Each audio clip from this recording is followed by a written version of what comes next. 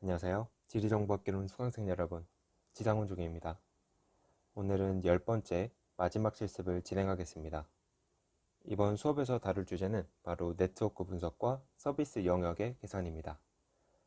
네트워크 분석이라는 것은 점과 선으로 이루어진 네트워크 상에서 최적의 이동 방법을 찾거나 아니면 지점들을 연결하는 방법에 대한 것입니다. 그리고 서비스 영역에 대한 분석은 입지를 선택하거나 서비스 범위를 지정하는 방법에 대한 것입니다. 네트워크 분석이라는 것은 조건을 어떻게 설정하느냐에 따라서 가장 짧은 거리를 구하거나 아니면 제한된 속도 내에서 가장 짧은 시간 내에 도착하는 방법을 찾아낼 수 있습니다. 자세한 내용은 프로그램상에서 함께 다뤄봅시다. 실습 데이터에서 네트워크라는 이름의 프로젝트 파일을 열겠습니다.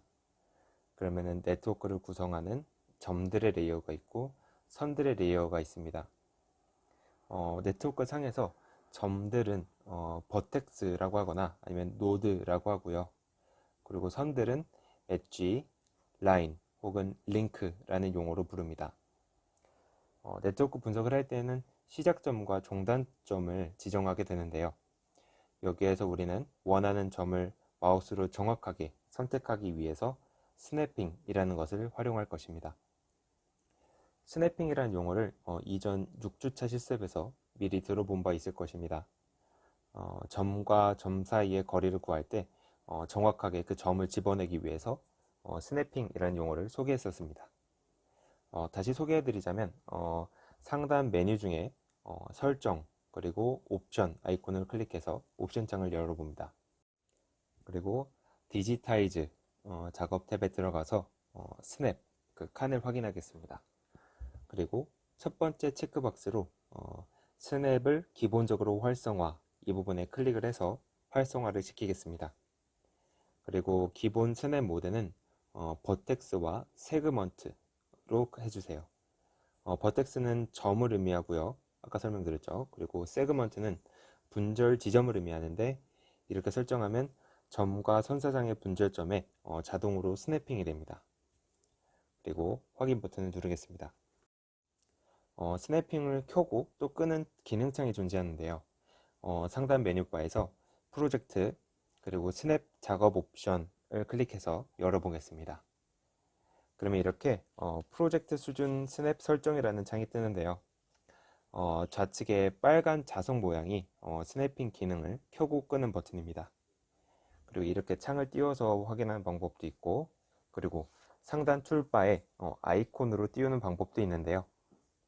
툴바의 아이콘으로 확인하는 방법은 상단 메뉴바에서 보기, 툴바, 그리고 스냅 툴바에 체크하시면 됩니다. 그럼 이렇게 표시가 될 거예요. 조금 더 깔끔하죠? 여러분이 자주 쓰는 기능이 있다면 방금 한 방법처럼 툴바의 아이콘으로 만들어서 조금 더 손쉽게 사용할 수 있습니다. 자, 그러면 어느 정도 준비가 되었으니 네트워크 분석 툴을 실행시켜 봅시다. 첫 번째로 소개해드릴 분석 방법은 최단 경로입니다. 네트워크 상에서 물리적으로 가장 짧은 경로를 구하는 툴인데요. 공간 처리 툴박스에 최단 경로 혹은 영어로 shortest pass로 검색해서 기능창을 열어보겠습니다. 보시면 선택 가능한 최단 경로 툴도 여러 종류가 있습니다. 시작점과 종단점이 각각 어떤 레이어에 있느냐에 따라 선택이 달라집니다. 이 중에서 본 실습처럼 시작점과 종단점이 같은 레이어에 있는 경우에는 포인트 투 포인트를 선택하시면 되겠습니다. 그러면 이렇게 기능창이 뜨는데요. 경로를 찾아낼 레이어는 어떤 것인지 선택할 수 있고요. 그리고 가장 짧은 최단 경로를 찾을 것인지 아니면 가장 빠른 최소 경로를 찾을 것인지 설정할 수도 있습니다. 그리고 밑으로는 시작점과 종단점을 고르는 칸이 있습니다. 네트워크를 나타내는 레이어로는 선사상이 그려진 레이어 네트워크 언더바 라인스를 선택합니다. 그리고 계산할 경로 유형으로는 최단과 최속이 있는데 최단을 선택해 주시면 됩니다. 여기서 최속은 곧이어 배울 예정입니다. 자, 이제 시작점과 종단점을 지정해 주어야 하는데 빈칸에는 점의 좌표를 입력해 주어야 합니다. 근데 우측에 보이는 빨간 박스 안에 버튼을 클릭하면 마우스로 지도상에서 쉽게 선택할 수 있습니다. 자, 그러면 시작점부터 버튼을 클릭해 봅시다. 그러면 이렇게 다시 맵 캔버스가 표시되고 마우스 커서의 모양이 바뀌면서 점을 선택할 수 있게 됩니다. 화면에 표시되고 있는 것처럼 우측 상단의 점을 시작점으로 하고 그리고 좌측 하단의 점을 종단점으로 하겠습니다. 그러면 이렇게 좌표가 표시되죠. 그러면 결과를 최단 경로라는 이름으로 저장하도록 하고 실행 버튼을 눌러 보겠습니다. 그러면 레이어에 이렇게 최단 경로라는 이름의 레이어가 추가되죠. 다른 레이어들하고 겹쳐서 그 경로를 식별하기가 쉽지 않을 텐데요. 이렇게 다른 레이어를 체크 해제하면 그 경로를 확인할 수 있습니다. 네, 이렇게 해보니까 전체 네트워크에서 어떤 부분인지 또 이제는 파악하기가 조금 어렵습니다. 그래서 최단 경로 레이어의 심볼을 강조하도록 하고 그리고 나머지 선 사상들의 심볼 투명도를 조금씩 조정을 하면은 이렇게 표현해 볼 수도 있습니다. 네트워크 상에서 최단 경로가 어디인지 금방 확인할 수 있죠. 속성 테이블 한번 확인해 보겠습니다. 스타트 포인트와 엔드 포인트의 좌표가 나오고요. 그리고 그 옆에 코스트라는 칼럼이 있는데요. 이는 경로의 길이를 의미합니다. 906m 정도로 측정되는 것을 확인할 수 있을 것입니다. 그런데 방금 살펴본 경로는 이동거리가 가장 짧은 경로이지만 이동 시간이 가장 짧은 경로라고는 할 수 없습니다. 레이어를 살펴보면요. 각 선사상 위에 숫자들이 적혀 있습니다. 20, 50, 100 이렇게 숫자들이 각각 이렇게 위에 그려져 있는데요. 네트워크 분석을 할 때 각 선사상 위로 움직이는 가상의 물체가 있다고 가정해 봅시다. 그리고 이를 에이전트라고 하고요. 그리고 이 숫자들은 이 에이전트들이 움직일 수 있는 제한 속도를 의미합니다.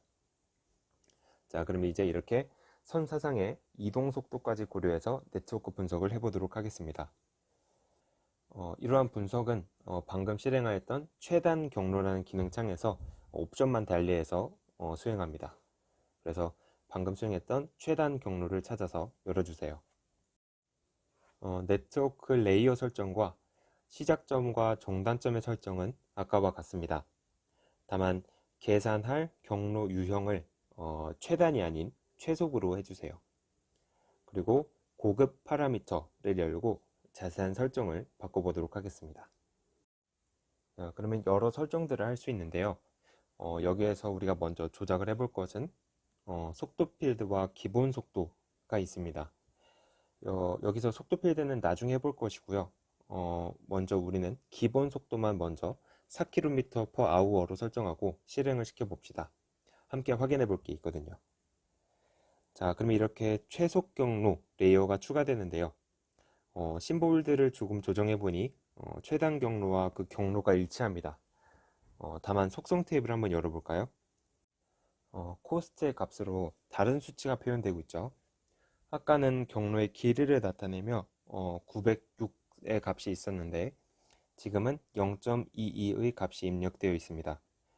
이는 방금 우리가 설정한 기본 속도 설정 값인 4km/h로 일정하게 시작점부터 종단점까지 가장 빠른 경로를 이동하였을 경우 소요되는 시간이 0.22시간이라는 뜻입니다. 필드 계산기를 이용해서 분 단위로 표현해 보도록 하겠습니다. 새로운 필드를 생성할 건데요. 필드의 이름은 minute라고 하겠습니다. 그리고 10진수로 표현하고요. 소수점을 나타내는 정확도는 2로 설정을 해서 소수점 2자리까지 나타내 보도록 하겠습니다.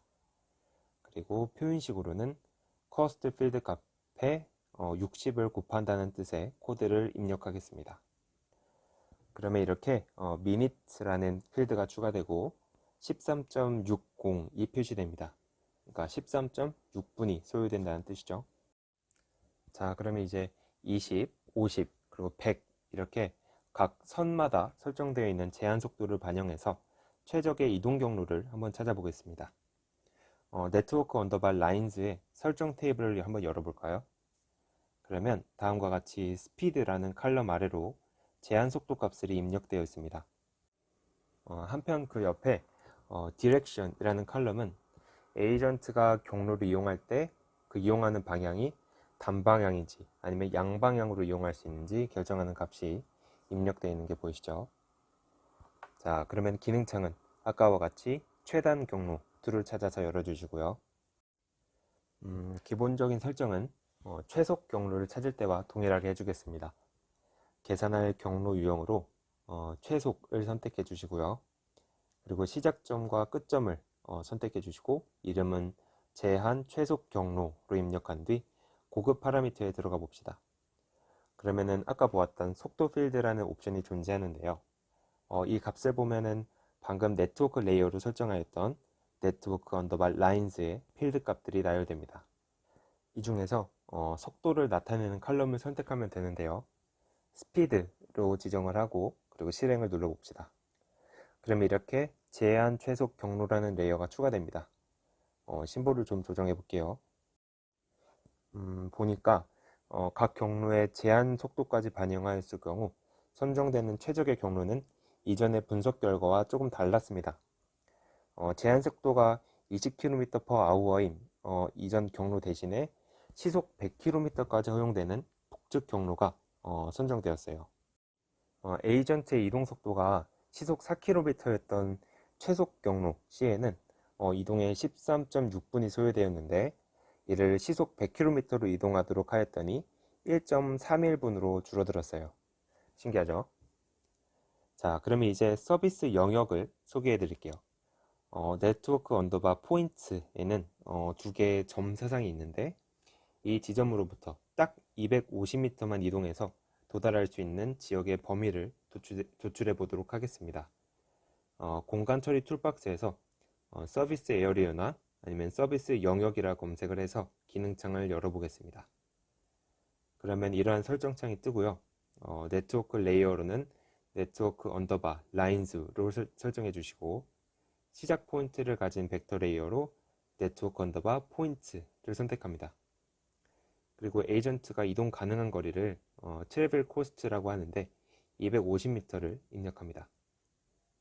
상단의 설명처럼 경로 유형이 최단일 경우 입력하게 되는 값은 거리를 의미하게 되고요. 그리고 최속을 선택하였을 경우 입력 값은 시간을 의미하게 됩니다. 우리는 최단을 선택했으니 방금 입력한 250은 거리를 의미하는 거겠죠. 자, 그러면 출력물의 이름까지 설정해 주시고 실행을 눌러 보겠습니다.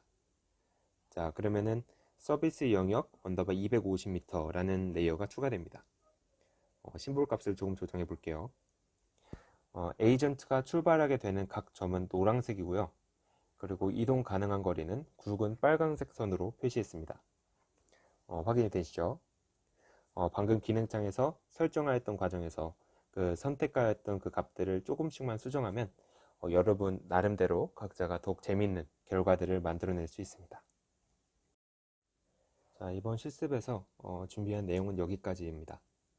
그리고 지리정보학개론 실습으로 준비한 내용도 여기까지인데요. 코로나로 인해서 급하게 준비하게 된 영상 강의인데 이곳저곳에서 부족한 부분이 많았을 것이라 생각됩니다. 그래도 이렇게 강의를 열심히 따라 주시고 또 지금까지 함께 해주셔서 정말 감사하게 생각합니다. 이번 지리정보학개론 강좌가 여러분이 지리학도로서 GIS에 관심을 갖고 또 친숙해지는데 조금이라도 도움이 되었다면 참 좋겠습니다. 자, 그러면 이만 강의를 마치겠습니다. 감사합니다.